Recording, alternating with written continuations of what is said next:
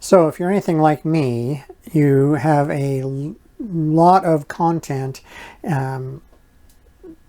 recommended to you on YouTube that is full of how to succeed videos. There's titles like, blank number of habits that you need to change your life in a week, a month, a year, a day, an hour. You can be any between 3 to 7 to 20 to 30 habits you need to do to succeed. Right? You heard those ones before. How about these habits changed my life in a week or a month or a year, and just do these habits just like me and you'll be successful. Or how about spend 10, 20, 30 minutes, an hour, 2 hours, whatever, a day on these specific things and you will succeed. Great ideas, right? And the thing about these videos, if you watch them, and you watch a few of them, like I have watched a few of them, is that they are good ideas. They're great ideas. They recommend things like getting up early and planning your day before and meditating and, journaling or whatever type of habit you're working on or idea you're working on. These are great things. Not to be fooled with, right? I'm not complaining. I'm not saying that they're bad ideas. But the point is that even with all those videos, even without them, you know what to do. You already know what you need to do to succeed. You don't be, don't think that suddenly you're going to watch a YouTube video or read a new book or whatever and bang, you're going to be successful. That's not the way it works. What you need to do is you need to do what you know you need to do already. It's time to stop learning and start doing. And the question is how do you start doing? Because you know what you need to do, right? If you're unhealthy, you need to stop eating so much sugar, you need to go for some walks, you need to do some exercising, whatever it is. If you're broke and in debt, then you need to start spending less money and budgeting and organizing your finances a little bit better. You know how to do these things. The point is you don't feel like there's value in it. You don't have any hope that the new habits you're trying to build will actually make a difference. And if they don't make a difference, then why do them? And that's why you're looking online, just like I do often, looking for a new idea, a new thing, something that'll swing your life into success mode. These are wonderful ideas. It's not going to happen. Because the point is that you need to do what you need to do already. You know what you need to do. Don't try and get around it. You don't need more knowledge. What you need is hope that the knowledge you have is actually going to lead you to success. And so here I'm going to talk about 3 ways you can build your hope. What is it that will make you feel like you're succeeding and give you that boost of motivation to keep on going even when you feel like it's a long road to hoe? So the first thing you need to do is you need to pick a special day to start. Now, a lot of people in the online and everybody will say, do it now, do it immediately, start as soon as you can, don't procrastinate. Great, fantastic, wonderful ideas. But if you pick a special day, then you're much more likely to actually continue doing it. If you have hope that you have a clean slate, this is like the New Year's resolution or the anniversary or the birthday or whatever it happens to be that is special to you. If you pick that day, then you're much more likely to have more hope that you can change. And if you do that, then you're much more likely to start and continue on a path towards success. That's just the way it is. If you pick just any day, it doesn't mean as much.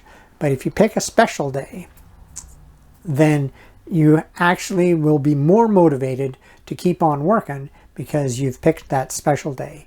You can say back in 2025 on whatever day, my wife's anniversary of whatever, you know, I started this program, and now a year later, look at where I'm at. That's the point. The point is it's a special time. It's not like, oh yeah, I just woke up one day and I started doing it. It doesn't work that way. If you start with a special day, then there's much more motivation to keep on going. All right. The second thing is you have, let's see, you start really small, like incredibly small. So small that it's really hard to fail. I've talked previously about 1% habits, which are things that take less than a minute to do. Tiny little things. If they're so small that you can do them, then when you start doing them regularly, then your hope goes up, right? Oh, I can do one push-up, right? That's a classic one. Or I can put on my running shoes and I can walk around the block. Not hard to do. I can put a nickel in my savings jar. I can file one piece of paper off my desk and not make it any more cluttered during the day. Tiny little things, teeny tiny habits that you know you can do. And if you keep track of them, then you know that if you can do them, because you're saying, I did it yesterday and I did it the day before, I can obviously do it today.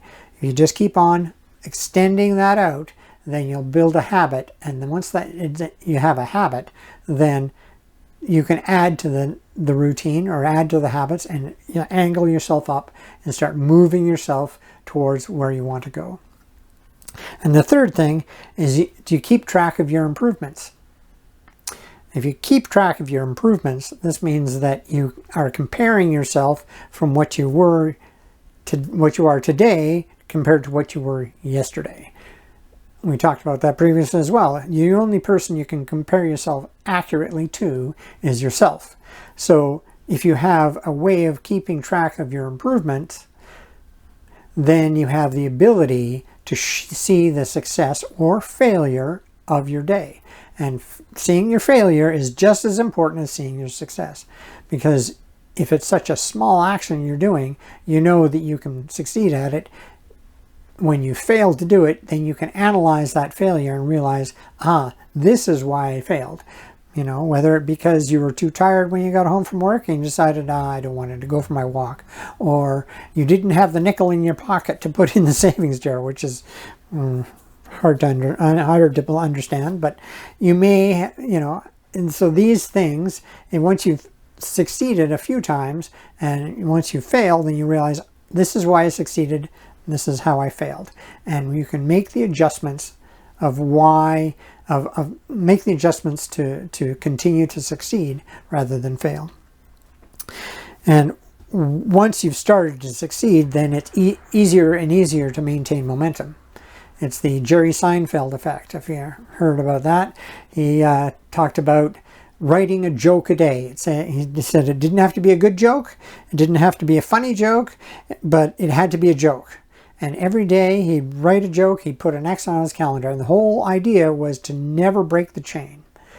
And if you do that, if you put a little check mark beside I've succeeded, you know you succeeded that day by doing this one little habit, then your hope will go up. Because if you do it 10 days in a row, then you realize, I can do it for 10 days, so I can do it for 11, I can do it 12.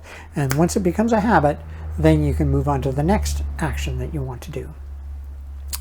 All right, and the last thing is, once you've actually keep track of your progress, then that motivates you to continue to succeed. That gives you the hope that you can have success. Without the evidence of moving forward, then it's hard to maintain the pressure, right? And so if you actually keep track of what you're doing, then as you continue to progress, you can say, hey, I started here and now I'm here. This gives me hope. And that's what you want. You want hope. The hope that you can succeed. And I know that you can succeed because making those little tiny changes is easy to do. You just have to maintain the pressure. Imagine yourself on an airplane and you want to go up. And so if you want to go up, you need to put some pressure on the stick, right? You pull the stick back to go up. Well, for the first little while, when you're pulling on the stick, the plane keeps on going level. It takes a while before it starts to come up. And once it starts going up, if you maintain that pressure, then it continues to climb. Well, to a certain degree, of course. But if without that pressure, that effort, then you'll just keep flying level or go down, right? And so if you keep the pressure on the up, then you'll continue to climb and you'll continue to build your hope that you can continue to change and grow, and which is really what you want.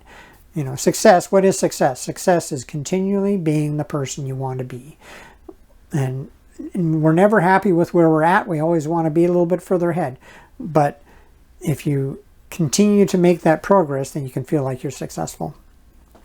So, what is it you want to do? Are you wanting to be fit and healthy and you're fat and ugly? I don't know. Maybe you want to be financially independent. Maybe you want to have a better relationship with your spouse. Maybe you want to have a greater relationship with your children. Maybe it is that you just want a better job or less work at your job, or you want to be known as a person of integrity. Whatever it is, you can do it, but you already know what you need to do. Just make those little habits small and set yourself a goal and pick a special day to do it and just go for it.